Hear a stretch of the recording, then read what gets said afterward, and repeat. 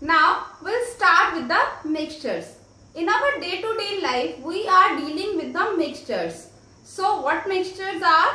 So let's see. A mixture is a substance which consists of two or more pure substances. The pure substances may be element or may be compounds. They are mixed together in any proportion. Here it is, the proportion is not fixed, right? They are mixed together in any proportion so that the compounds, they do not lose their identity. The identity of the constituent particle is not lost in the mixture. For example, you see the example of lemonade. Fine. Lemonade, it is composed of lemon, water, salt, sugar. Fine.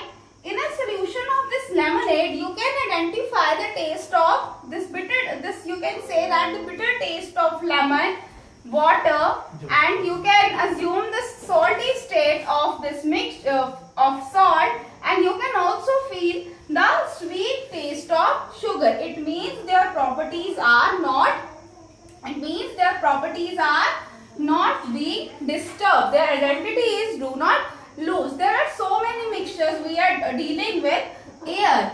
That air is also a mixture of gases. All the gases, oxygen, nitrogen, carbon, and all the gases are present in air. So air is also a mixture. Now, depending on the nature of these constituting elements, the mixture can be categorized in two categories. There are having two types of mixture. Fine. So number one is homogeneous mixture. Fine. Number one is homogeneous mixture, and second one is heterogeneous.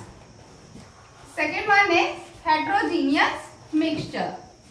Fine. Now what are these? What are homogeneous and what are heterogeneous? Homogeneous means throughout the sample the composition is same. Fine. Composition is same throughout the sample. Fine.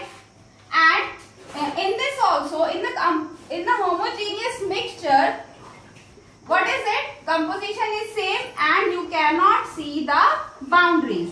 No boundaries can be seen in homogeneous mixture. For the example, I am taking this example of lemonade. Can you see the different boundaries of lemon and water and salt in it? No, it is not. Fine. Lemonade solution, you can have the solution of this sugar syrup. You cannot see the different boundaries of sugar in water whenever you dissolve it. It means the homogeneous mixture means throughout the sample the composition is same.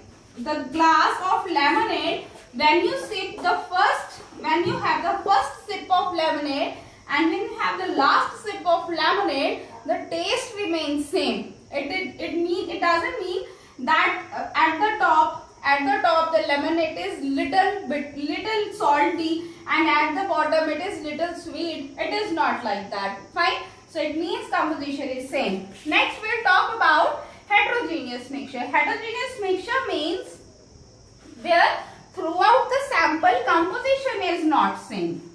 Right? Throughout the sample composition is not same. The composition is different. And here you can see the boundaries.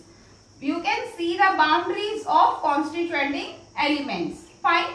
Constituting elements, you can say that the boundaries of compounds. Fine. Here you can see boundaries. For example, okay, you think that firstly I'll give you the example of chalk solution. Fine. You just have the example of chalk solution. Whenever you dissolve chalk in water, you can see the particles of chalk in water. Right? In a water you can see the particles of chalk, means the boundary of the chalk you can see. So it means it is a heterogeneous mixture. Also there is an example of milk. It is seemed that milk is homogeneous, but in actual milk is heterogeneous mixture. Whenever you see the mixture of milk with the help of microscope, you elements of fats and proteins, and you can also see the different particles, they are suspended in it. So milk is a heterogeneous mixture. Fine. Up to here it is, I think it's clear that mixture, they are substance which consist of two or more pure substances. They are mixed together, and the compounds, they do not lose their identity. And we are having two types of mixture. One is homogeneous and second one is heterogeneous. Homogeneous means the composition is same, and heterogeneous means the composition is not same, and they have no boundaries, and the boundaries of the elements can be seen. Fine. So regarding, we have done the little properties of mixture here. Now we will discuss some more properties of mixture. Now let's discuss the properties of mixture. So starting from the first property that we have already discussed, that mixtures may be homogeneous or may be heterogeneous. Homogeneous means throughout the sample their composition is same, and heterogeneous means throughout the sample their composition is not same. This we have already discussed. Next is the mixture do not have any fixed composition, means their composition is variable. We can change the composition. Simple, you can see, if you want to mix iron and sulfur, this is mixture. I am talking about the mixture of iron and sulfur, right? You can take any amount of iron, right? You can take any amount of iron. You can also take any amount of sulfur, and you mixed it any proportion. Fine. The lemonade, simple example, lemonade. According to you, you can add salt. You can reduce it, right? The lemonade will be lemonade. Fine. Next is, they do not have fixed melting points and boiling points. The melting points and boiling points are not fixed because their composition is not fixed. If the composition is fixed, then they must have the fixed melting and boiling points. But in mixture, the composition is not fixed. That is why melting and boiling point is not fixed. Number 4 is, the properties of mixture are properties of its compound. From which compound it is made up of, that properties decide the property of mixture. Simple, see the example, mixture of iron and sulfur. Here I am talking about the mixture of iron and sulfur. Now the property of iron, that it is attracted by magnet, and the property of the sulfur, it is dissolved in carbon disulfide. Fine. Whenever you have a mixture of this carbon and sulfur, when you bring magnet near to it, the iron is attracted toward it. The iron filings are attracted toward it. Whenever you dissolve this mixture in carbon dioxide, the sulfur is dissolved in carbon disulfide. Fine. So it means the property of this, it will decide the property of mixture. Fine. So the next is no change in energy. Whenever the mixtures are formed, there is a no change in energy, means no energy is evolved. Here, no energy is evolved. Fine. So this is a simple mixing. It is simple mixing. It is not any because it is not formed by the chemically. It is formed by simple mixing of the substance. That is why there is no change in energy. Next, 6th is the constituent or the compounds of the mixture, they can be separated by physical method. By simple physical methods, we can separate the different compositions. See, here I take the example of milk. Right? Milk is composed of fat, water, and all compounds. Fine. Whenever you churn the mixture, whenever you churn the milk, right? The components of fat are separated in the form of cream, right? In the form of this, you can say that butter. In the form of butter, the components of fat, they are get separated from the milk. This is churning a simple physical method. Similarly, if we have a mixture of iron sulfide, iron and sulfur. Okay, mixture of iron and sulfur, we can easily separate the iron and sulfur from them. We can separate iron by bringing magnet near to it, and we can separate the sulfur by dissolving in carbon disulfide. Whenever we dissolve, the sulfur is dissolved in carbon disulfide. This is all about the properties of mixture. Up to here we have done elements, compounds and mixture. Now in some you may face some kind of problem in differentiating between the compounds and mixture, that what is the basic difference. Now have a quick look on the difference of compound and mixture. Now let's have a quick look on the difference between a mixture and compound, that what is the basic difference between a mixture and compound. So let's start.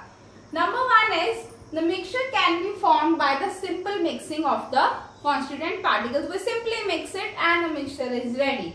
But the compounds, they are formed by the chemically, and compounds are being formed by the chemical reactions. Fine. So number two is the composition in the mixture is variable, means the composition by mass is not fixed. But in case of compounds, the compositions are fixed. Composition are fixed by mass. The example we have already discussed, that like water, composition is 1:8. It is always fixed. Composition of carbon dioxide 3:8. It is always same. But in mixture, the compositions are variable. Next is, in mixture, no new substances form, because it is only the simple mixing of the elements. So there is no new substances formed. But here the new substances are formed. Simple example, hydrogen and oxygen combine to form a new substance, water. Carbon and oxygen combine to form a new substance, carbon dioxide. Nitrogen and hydrogen combine to form many kind of substances like ammonia. Fine. So this is the third point. Next is fourth, that is the mixture do not have any definite formula. They don't have you ever noticed any formula for milk?